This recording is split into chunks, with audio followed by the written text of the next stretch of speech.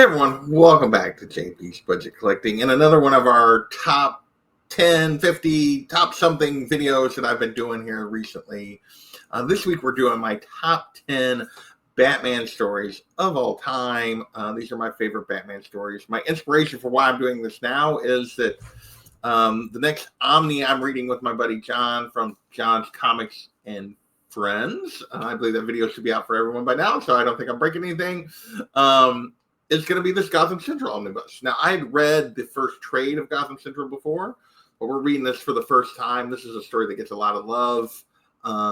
And so I thought, hey, this would be a good time to revisit these stories, a bunch of Batman stories, what my favorite ones are. Because previously, I had done a video with my friend Comic Books NYC, Kavi, who's now Panels, Pages, and Pixels. Hope I got that right.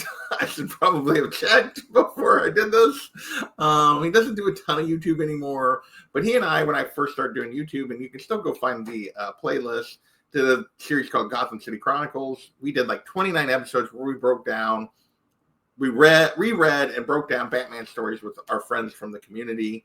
So I decided, hey, this would be a good time to go through and do my top 10 Batman stories. I have that experience from doing those. Plus, there's a bunch of stories I've read that are Batman related that I haven't ever done. So we're going to do that. So we're going to break down my top 10 Batman stories with a few honorable mentions that we're going to start with. So let's pull these up here. So why that just says M and not HM, I have no idea because I'm looking at it over here and it says HM. These slides transferring to StreamYard sometimes I do not understand why they don't make sense, but that should be honorable mentions. And in this case, I did all my honorable mentions are stories that are not focused on Batman. So my top 10 are all stories focused on Batman. These others are great stories for if you love other characters in that world. Gotham Central, I am now 18 issues into the 40-issue run, and I can tell you it's really, really good. So if you like interested in the cops and the police and all that kind of stuff, it's a great story that you should definitely check out. Robin Year One, one of my favorite Robin stories. Batgirl Year One, obviously great.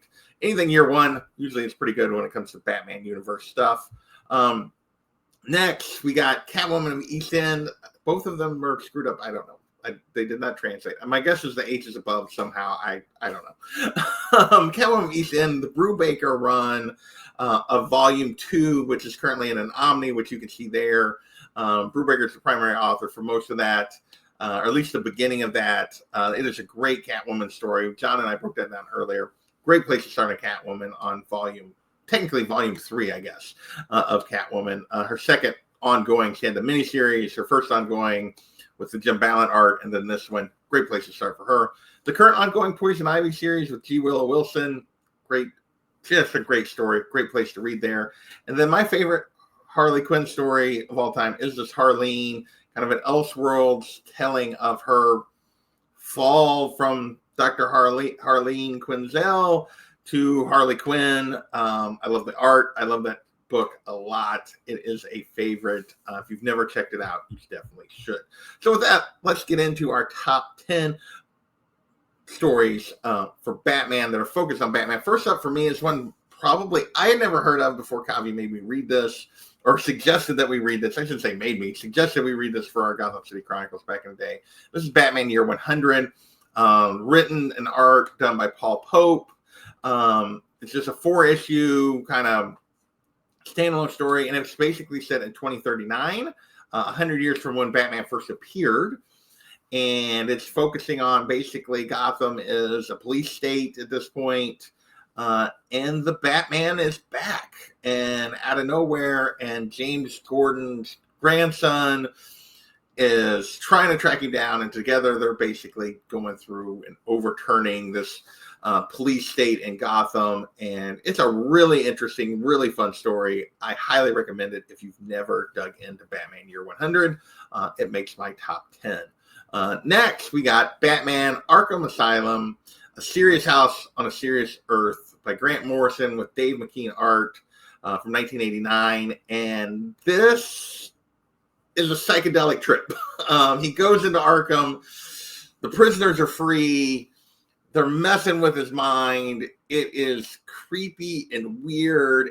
and really, really well done. Grant Morrison, does some strange things sometimes. This one's probably not for everyone. The Dave McKean art is really out there, but it's a really good story. It's really well done. Him and his villains and how they're tied together, and them trapped in the asylum together, trying to like mess with him mentally. And it's a really, really cool story. This was just always, was printed originally as a graphic novel. That's how you can get it. There's no single issues here. It's just a graphic novel. Another high recommend for me. Next we have Batman Black Mirror. Now this is Dick Grayson Batman, and this is Scott Snyder making the list. I know my boy John doesn't love a lot of Scott Snyder. This is like right when he first was doing Batman, before the New 52 stuff. And this story is really, really good. This is where we get to meet. It's Detective Comics 871 through 881. Most of the art is done by Jock. Really well done with Dick as Batman. Him and Babs are a big part of this. Kind of the first story. I don't want to give away too much here, but this is, James Gordon Jr. kind of jumps into the picture for the first time. It's really, really well told. We've got great covers, great art. A story I love a lot. Next, we're going to dive into Hush, all the way down at number 7. Hush used to be one, if you'd asked me, I would have put it like in my top 3, probably. On the reread, it does not hold up as well as I thought. There's a lot of holes in that story. The Jim Lee art, though, is still spectacular. Obviously, Jeff Loeb has done some fantastic Batman stories over the years. I know I'd still consider this one of them, but it definitely doesn't rate nearly as high for me as it used to on the reread. For me, like the most compelling thing, why it's even this high and not maybe like 8 or 9, is that Jim Lee art. But still really, really good. Don't get me wrong, still really good, but not quite what I thought it once was when I did the reread. Next, we got Batman: A Court of Owls. Scott Snyder makes the list twice. I know John's going to be like, what? But, these first 11 issues, and really the first 6, if you want, or 6 or 7 of this Batman Volume 2, the New 52 run, it's just so well done. I would say, really, I'd say 1 through 7 is really the prime part of this. My trade collects 1 through 11. Most of the trades I've seen collect 1 through 11, which is like the first 2 little story arcs. Those first 7 issues that are really focused on the court. They're really trying to, the court runs Gotham. They're trying to break Batman down. They trap him in the maze underground. Like, it's really well done and ranked very highly for me. Definitely a great Batman story. Number 5, and I'm going to get some hate for this, having Dark Knight Returns this low for me. This was one that was always like my number 1. If you'd asked me a decade ago, it would have been my number 1. On the reread, I still love it. It's still great Frank Miller. It's still really cool. But I do think it suffers a little bit because of the way people have, for me at least, it suffers a little bit from the way people have used this to justify making Batman the Punisher and stuff in some characterizations instead of just Batman. Like they use it as an excuse for guns and over the top violence in a way. And just on the reread, like it's still poignant, it still works. It just doesn't quite create. For me, there's some flaws in here that just don't quite make it rate where it once did. These other stories I love more now.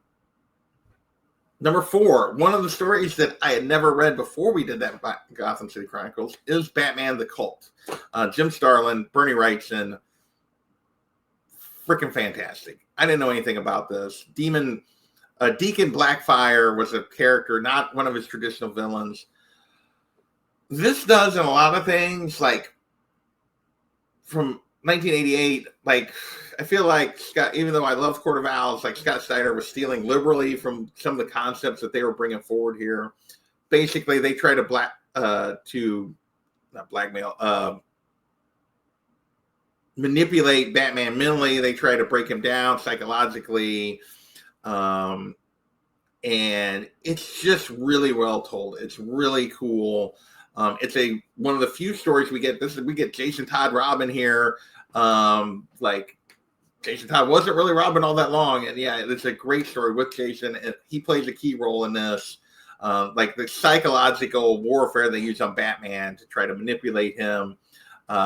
It's really, really well told. The Bernie Wrightson art is just amazing. I love this story a lot.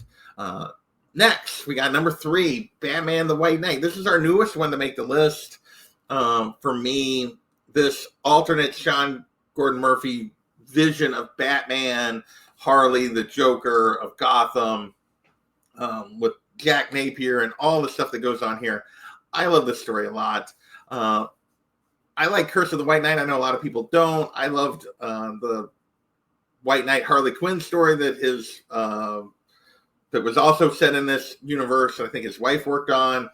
I know some other people aren't as big on those, and I know there's been some other stuff since. I haven't really read any of the stuff since that are set in this kind of alternate Gotham, alternate reality. But this first one is so good, so worth your time. 8 issues.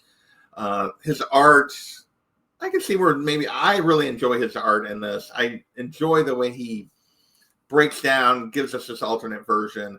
One of my favorite versions of Harley in this, for sure. Harley's role in these stories are freaking fantastic. The way he breaks it down, and we really actually get 2 Harley Quinns, and there's some really cool stuff going on here. It rates really high for me.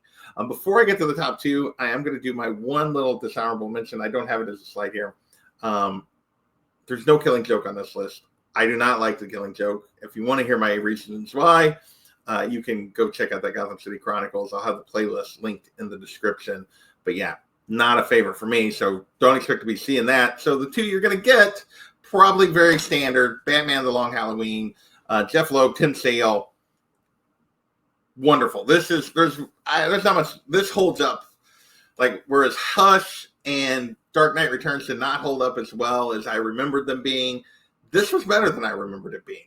It's just so good. This story with Two-Face, early Batman, Jim Gordon, the Holiday Killer, all of it is just so well paced, so well done. Tim Sale's art's probably not for everybody, but it works so well for this story and in this universe. I will say, 13 issues here, just a great story. I will say, the follow-up, Dark Victory, I know doesn't get nearly the love this does, and I almost put it in as a separate entry, but I didn't because I wanted to include Batman 100. So I was debating strongly about putting Dark Victory in that spot, but I knew I could mention it here.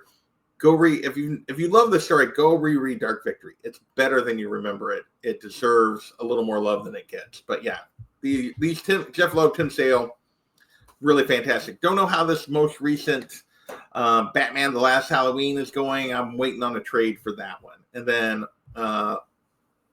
my number 1 story, no surprise, Batman Year One.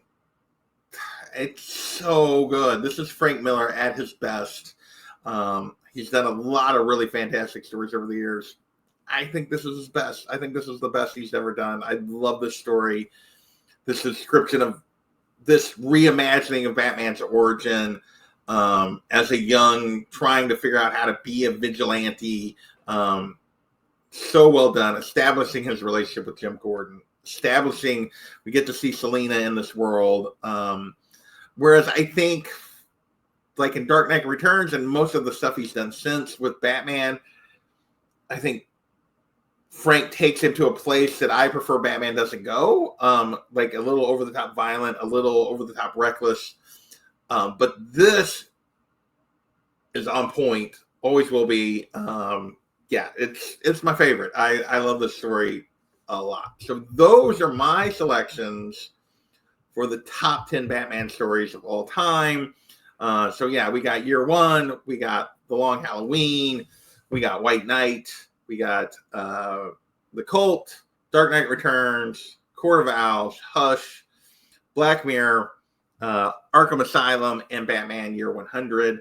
Hopefully any of those are new. I know there's a ton of Batman stories that didn't make my list. I put the description below. You can see we did 29 for that. Plus, I've read things like No Man's Land and Nightfall and all that kind of stuff that we never did a show on. So I've read a lot of other Batman stories as well. But these are my choices. Hopefully, maybe I introduced at least one or two that maybe you hadn't read. With that, I want to thank you guys for watching. I want to thank my members real quick for hanging with me, keeping me going.